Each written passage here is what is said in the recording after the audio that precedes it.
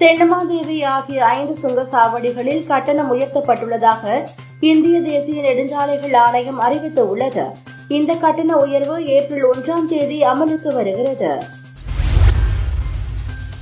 அமலாக்கத்துறை காவலில் உள்ள டெல்லி முதல்வர் அரவிந்த் கெஜ்ரிவால் விடுதலை செய்யப்பட்டு நாட்டில் புரட்சியை ஏற்படுத்துவார் என பஞ்சாப் முதல்வர் பகவந்த் மான் தெரிவித்துள்ளார். ரஷ்யாவில் நடந்த பயங்கரவாத தாக்குதலில் பலி எண்ணிக்கை 93ஆக உயர்ந்துள்ளது. தாக்குதலுக்கு ISIS பயங்கரவாத அமைப்பு பொறுப்பேற்றுக் கொண்டுள்ள நிலையில் தாக்குதலை நடத்திய 4 பயங்கரவாதிகள் உட்பட 11 சந்தேக நபர்களை போலீசார் கைது செய்துள்ளனர். சென்னை சூப்பர் கிங்ஸ் அணி மோதும் 2வது ஆட்டம் சேப்பாக்கம் மைதானத்தில் வருகிற 26ஆம் தேதி இரவு 7:30 மணிக்கு நடக்கிறது. குஜராத் டைட்டன்ஸுடன் மோதும் இந்த போட்டிக்கான ஆன்லைன் டிக்கெட் விற்பனை இன்று காலை 10:30 மணிக்கு தொடங்கியது. விற்பனை தொடங்கிய 1.5 மணி நேரத்திற்குள் அனைத்து டிக்கெட்டுகளும் விற்று தீர்ந்தன.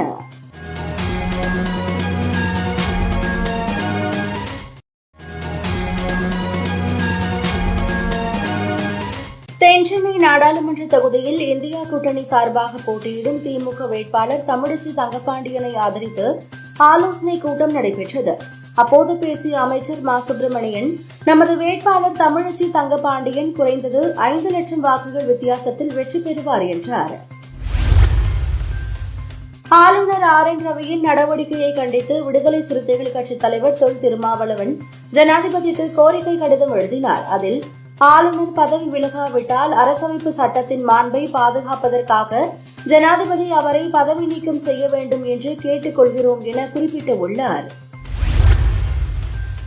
திமுக செயல் வீரர்கள் கூட்டம் உடன்குடி அருகே உள்ள தண்டகத்தில் நடைபெற்றது. இந்த கூட்டத்தில் பேசிய கனிமொழி MP, தமிழக மண்ணில் ஒரு இடத்தில் கூட பாஜக 2வது இடத்திற்கு கூட வந்துவிடக்கூடாது என்பதனை மனதில் வைத்துக் கொண்டு நாம் தேர்தலில் பணியாற்ற வேண்டும் என்றார். தமிழகத்தில் உள்ள மணக்கிதி, கள்ளக்குடி, வல்லம், இனம்கரியாந்தல்,